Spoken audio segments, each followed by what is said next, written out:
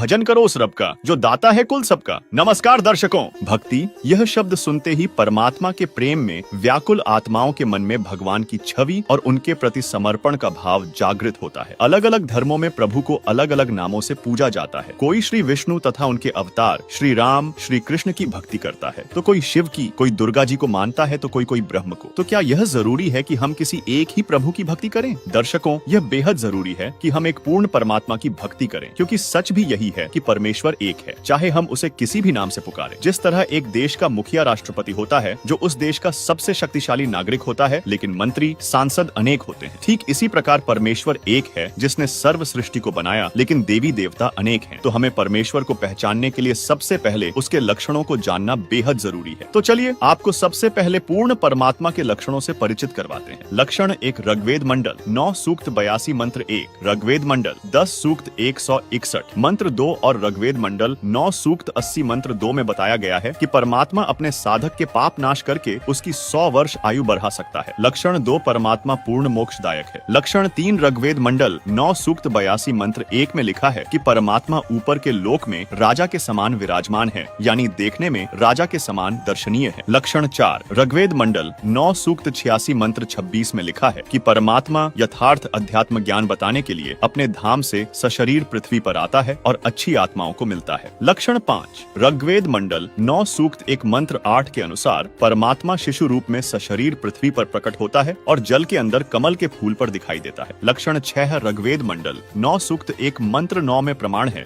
कि परमात्मा की शिशु रूप में परवरिश की लीला कुंवारी गायों के दूध से होती है। लक्षण 7, ऋग्वेद मंडल 9 सूक्त 96 मंत्र 16 से 20 के अनुसार वह परमात्मा जो तत्वज्ञान का प्रचार अपने मुखकमल से कवियों की तरह दोहे, चौपाई और कविताओं के माध्यम से करता है। इसी कारण उसे एक प्रसिद्ध कवि की उपाधि भी प्राप्त होती है, लेकिन वह वास्तव में परमात्मा होता है। लक्षण 8, ऋग्वेद मंडल 9 सूक्त 94 मंत्र 1 और मंडल 9 सूक्त 95 मंत्र 2 में लिखा है कि परमात्मा कवियों की तरह आचरण करते हुए पृथ्वी पर विचरण करता है और वाणी बोल बोलकर साधकों को अपनी भक्ति करने की प्रेरणा देता है। साथ ही वह मोक्ष मार्ग के यथार्थ नामों का ज्ञान कराता है। लक्षण 9, यजुर्वेद अध्याय 40 मंत्र 8, ऋग्वेद मंडल 9 सूक्त 93 मंत्र 2, ऋग्वेद मंडल 10 सूक्त 4 मंत्र 3 और गीता अध्याय 15 श्लोक 17 के अनुसार परमात्मा की कभी मृत्यु नहीं होती। वह सशरीर अपने सनातन परम धाम से आता है और वापस सशरीर चला जाता है, क्योंकि वह अविनाशी है। लक्षण 10, पूर्ण परमात्मा सर्वज्ञ होता है। लक्षण 11,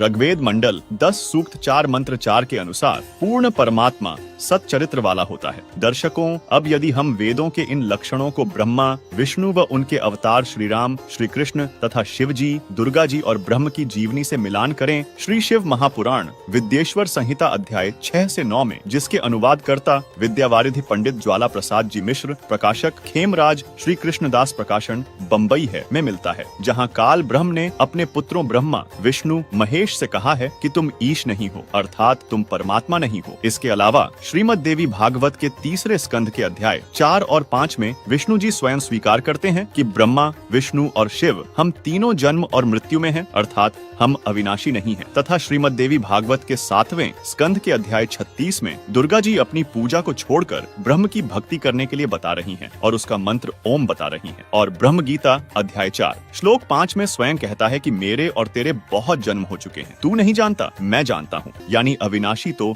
ज्योति निरंजन ब्रह्म काल भी नहीं है, बल्कि ब्रह्म ने गीता अध्याय 15 श्लोक 17 और गीता अध्याय 8 श्लोक 9 में अपने से अन्य परम अक्षर ब्रह्म को सबका धारण पोषण करने वाला अविनाशी परमात्मा बताया है। इससे स्पष्ट है कि ब्रह्मा, विष्णु, शिव तथा इनके अवतार तथा दुर्गा जीव ज्योति निरंजन ब्रह्म परमात्मा नहीं हुए, क्योंकि इन्होंने न कवि की भूमिका की। ये सर्वज्ञ भी नहीं है, क्योंकि श्रीमद् देवी भागवत के पहले स्कंध के अध्याय 4 से स्पष्ट है कि ब्रह्मा जी विष्णु जी को और विष्णु जी दुर्गा जी को सर्वशक्तिशाली बता रहे हैं, जबकि दुर्गा जी स्वयं श्रीमद् देवी भागवत के 7वें स्कंध के अध्याय 36 में ब्रह्म साधना करने के लिए कह रही हैं और ब्रह्म गीता अध्याय 15 श्लोक 17 में अपने से अन्य को अविनाशी परमात्मा बता रहा है। और इनका चरित्र भी हमें श्रीमद् भागवत महापुराण प्रथम खंड के 3 स्कंध अध्याय 12, श्रीमद् भागवत महापुराण प्रथम खंड के 8वें स्कंध अध्याय 12, श्रीमद् भागवत महापुराण द्वितीय खंड के 10वें स्कंध अध्याय 30 तथा शिव पुराण रुद्र संहिता युद्ध खंड पृष्ठ 402 में देखने को मिलता है, जिससे स्पष्ट स्पष्ट है कि ये सत चरित्र वाले भी नहीं हैं। जबकि हम यदि वेदों में दिए गए परमात्मा के इन लक्षणों को कबीर जी की जीवनी से मिलान करते हैं तो पता चलता है कि लक्षण 1 के अनुसार कबीर परमात्मा की लीलाओं में यह स्पष्ट देखने को मिलता है कि उन्होंने मृत्यु प्राप्त कमाल और कमाली को पुनर्जीवित किया। इसके अलावा उन्होंने रामानंद ब्राह्मण को भी जीवित किया, जिनकी गर्दन दिल्ली के बादशाह ने काट दी थी। ये लीलाएं ये प्रमाणित करती हैं कि कबीर परमात्मा ने पाप कर्मों से ग्रस्त लोगों के पापों का नाश किया और उन्हें स्वस्थ जीवन प्रदान किया। लक्षण 2 और लक्षण 4 भी कबीर साहिब पर पूर्ण रूप से खरा उतरता है, क्योंकि कबीर साहिब जी समय समय पर पृथ्वी लोक पर आए हैं और उन्होंने नानक जी, संत गरीबदास जी, धर्मदास जी, मल्लूकदास जी आदि महापुरुषों को आकर अपना ज्ञान दिया है। कबीर परमात्मा के आई विटनेस संत गरीबदास जी ने अपनी वाणी में कहा है, गरीब हम सुल्तानी नानक तारे दादू को उपदेश दिया, जात जुलाहा भेद न पाया, काशी माही कबीर हुआ। इसके अलावा नानक जी, दादू जी और मल्लूकदास जी ने कहा है, हक्का कबीर करीम तू बे परवरदिगार, नानक बुगोयत जनू तुरा तेरे चाकरा पाखाक, जिन मोकू निज नाम दिया